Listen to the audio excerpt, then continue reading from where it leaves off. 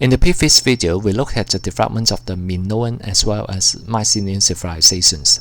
At the same time, we also looked at how the Dorian invasion of the Greek peninsula brought about the collapse of the Mycenaean civilization and the beginning of the Dark Ages in the ancient Greek history. The period was named as the Dark Ages because we are not able to gain access to any written record during the period, so that we can tell exactly what had happened in ancient Greece during that period. And after the Dark Ages came to an end in ancient Greece, another period began, which was known as the Archaic period. During the Archaic period, many city-states were formed in ancient Greece, and in this video, we are going to explain how these ancient Greek city-states developed. We will also look at the factors bringing about the different ways of lives in different city-states of the ancient Greece. Now, first of all, we need to understand what a city-state was. As mentioned just now, the ancient Greek city-states were formed after the Dark Ages. After the Dark Ages, villages in ancient Greece started to band together to form strong trading centers. And during the Archaic period, villages which came together to form into strong trading centers were known as the city-states. Gradually, hundreds of city-states started to emerge in ancient Greece. As we have mentioned just now, in this video, we are not only looking at how these ancient Greek city-states developed during the Archaic period. We will also study the factors bringing about the different ways of life in different city-states. So, we will mainly focus upon the development of some ancient Greek city-states, and we will focus upon the development of the three most powerful city-states in ancient Greece. They were Athens, Sparta, and Corinth. We'll try to identify some possible factors which brought about the different ways of lives in these ancient Greek city-states by looking at their educational system, their political system, or maybe their religion.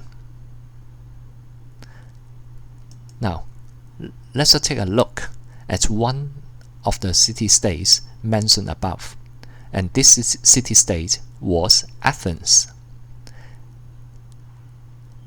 As mentioned previously, Athens was originally a small village before the Greek Dark Ages. It was also the home to a tribe of the Ionian people. After the Greek Dark Ages, Athens gradually grew into a powerful city-state, and it became one of the two most powerful city-states in the ancient Greek world. The other one was Sparta. The Athenians were famous for their commitment to the study of arts and sciences. Now, let's take a look at the education in Athens. Actually, before 7 years old, boys were taught at home by their mothers. However, starting from 7 years old, boys would be going to school. When they reached the age of 7, they would go to a day school. For about 7 years, from 7 years old to 14 years old, boys who were attending a day school would be taught to memorize the poems written by Homer. They will also learn other things at the day school, like playing the lyre, drama, public speaking, reading, writing, and mathematics, etc. Therefore, we can tell that the people of Athens would like their younger generation to receive a comprehensive or all-round education. When they reach the age of 14, they would go to a high school to study more about mathematics, science, and government for about 4 years. And when they reach the age of 18, they will attend 2 years of military school. Now, this mainly concerned the education of boys. However, girls would only learn at home from their mothers, and they would not be taught to memorize the poems of Homer, or mathematics, politics, public speaking, etc. They would only be taught how to run a home and how to become good wives and mothers.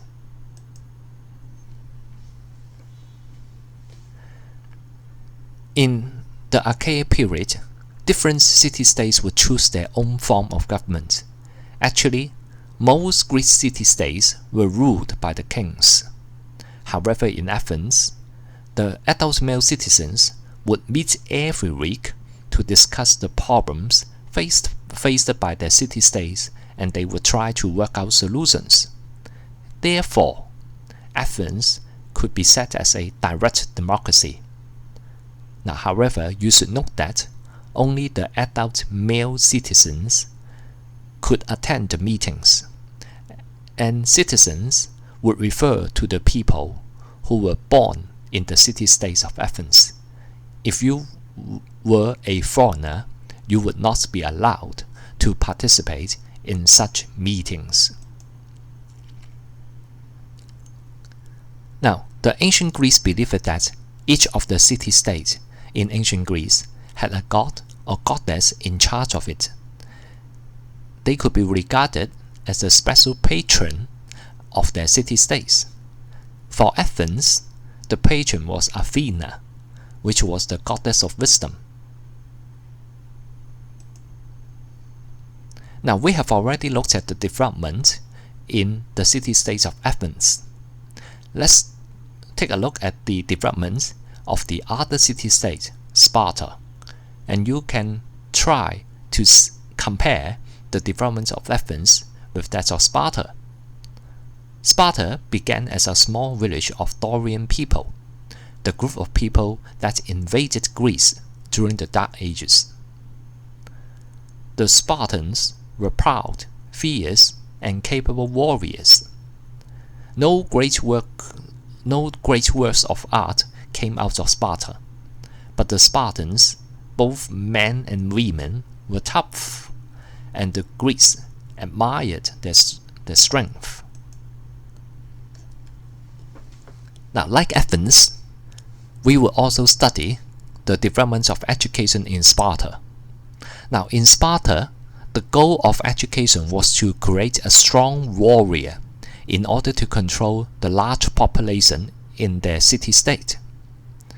Actually, the slave population in Sparta was so large that all the Spartan citizens would need to become soldiers in order to control them. It was said that the citizens and slave ratio was about 1 to 10, or maybe 1 to 20. Now, so that means each Spartan citizen would, for every 1 Spartan citizen, they need to control 10 slaves or more. In Sparta, boys were taken away from their parents at the age of 7. They were expected to live a harsh and often brutal life in the soldiers' barracks. Younger children would be beaten up by the older children who start fights to help make the younger boys strong at the barracks. Children were often whipped in front of groups of other Spartans, including their parents, but they were not allowed to cry out in pain. Now, in Sparta, girls also went to the school to learn how to fight. Certainly, they lived at home during training, and their training was not as harsh as those of the boys. Children, during the training process, were given very little food, so they were encouraged to steal food instead. Certainly, students will be caught stealing, and they will be beaten up as a result. However, it should be pointed out that they were beaten up not because they tried to steal food from the others. They were punished because they were caught, not because of stealing. So the Spartan children learned to be cunning, to lie, to cheat, to steal, and how to get away with it. And this was a Spartan education. Now, as adults, the Spartan men did not live with their families. Certainly, they would have time to visit their families, but the men had to stay at the soldiers' barracks. And as adults, Spartan women, unlike women in the rest of the ancient Greek world, they had a great deal of freedom. Many of them would run businesses. Spartan women were free to move around and visit neighbors without the need to ask for permissions from their husbands, because their husbands were living at the barracks. Now, unlike Athens, which was a direct democracy, the Spartan government was an oligarchy. An oligarchy means that this government was controlled by a small group of people. And in the case of Spartan, the whole city-state were ruled by a small group of warriors. And certainly, this small group of warriors governing the whole city were led by two kings. One king would be responsible for leading the army to fight in foreign wars. The other one would be responsible for taking care of the matters at home. So, we can see that there were great differences between the city-states of Athens and Sparta. A few years ago, one Siheng brought up an idea. It appears that Athens was similar to South Korea, whereas Sparta was very similar to North Korea. Now you may think about if this analogy was a good analogy. Now the last city-state that we like to look at would be Corinth. Certainly in your textbook, the authors did not say anything about Corinth. Corinth was brought up in this presentation because you can find in the Bible one special letter written by St. Paul to the Corinthians. So therefore, we would think that it is proper for us to take a look at the development of Corinth. Corinth was actually a cultural and trading center. It was also ruled by the kings, who was also assisted by many advisors. And it was also said that the Corinthians were good problem solvers. Now say for example, when they faced a problem of unemployment, they would try to introduce some public works program so that the people would be given work to do. When the people were given work to do, to construct something useful for the city-state, the problem of unemployment can be solved, and at the same time, some problems faced by the city-state may also be resolved at the same time. So that was why many people would refer Corinth as good problem solvers. Now we would also like to take a look at the Corinthian educations. Like the case of Athens and Sparta, the kids were mainly taught at home, and starting from the age of 7, they would attend some day school. The Korean schools would teach their students poetry, drama, public speaking, accounting, reading, writing, math, science, and the flute. Boys would also attend high school if their parents were able to afford it. After then, all boys would need to go to the military school for at least 2 years. Now we have already looked at the development in 3 ancient Greek city-states, namely Athens, Sparta, and Corinth. We may say that these city-states had their own personalities, goals, laws, and customs. Now, why were the Greek city-states so different from each other? It was because the Greek peninsula, as you can note from the previous discussion, was hilly. So this would make the ancient Greek people difficult to communicate with each other. Therefore, the citizens of each city-state would develop their own way of life without taking references to the development of the other city-states. Now, even though different city-states had their own ways of life, however, we can still say that the city-states have something in common. They all believed in the same God and spoke the same language. So, we can say that even though communications among different parts of ancient Greece was difficult, but communication is still possible, not impossible. But one thing you need to take note of is that when you ask the ancient Greeks about their identity, they would say that they would refer themselves as citizens of their own city-states. They would not say that they were Greek people. Now, so, since that Greece was not yet a country, therefore, there would not be any central government in ancient Greece. As pointed out previously, each ancient Greek city-state has its own form of government. Some city-states like Corinth were ruled by kings.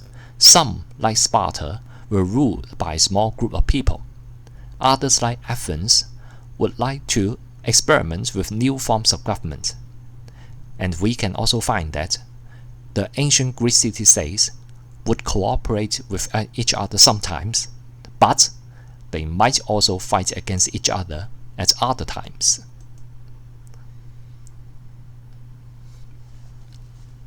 Now, we have already summarized some important features about the ancient Greek city-states by looking at the development in 3 powerful ancient Greek city-states of Athens, Sparta, and Corinth. We have identified some important features like the ancient Greek people or the ancient Greek city-states developed their own way of lives, their political system, their own religion, although they share something in common, like, for example, they share the same language. We examine the factors that brought about the different ways of life in the ancient Greek city-states. It was because the Greek peninsula was hilly, and that made communication among different parts of Greece difficult. So as a result, citizens of different city-states would develop their own ways of life. Now, other than this important factor, we can also find that another important factor also affects the development of the ancient Greek city-states. Now, if you can still recall what we have pointed out at the beginning of this video, we pointed out that after the Greek Dark Ages, hundreds of city-states have formed in ancient Greece. If you look up the internet, it is very easy for you to find out the area of Greece is about 131,000 square kilometers. So, and if there are more than 100 or even hundreds of city-states, so the average area of each city-state would be less than 100 square kilometers. So it can be as small as some parts of Hong Kong. So as these city-states were small in size, that also affected their development. So in order to satisfy their everyday needs, the ancient Greek people, they would need to adopt certain policies. Can you think of any ways which the ancient Greek people could satisfy their daily necessities? If you can think of some ways which the ancient Greek people would adopt in order to meet their everyday needs, you might share with your teachers or your classmates. Certainly, you may also refer to your textbook for further details. You may refer to your textbook, pages 14 to 15 and page 18 for further discussion. So, this is the end of the video. In the next videos, we are going to look at the outbreak of the Persian Wars. Goodbye for now.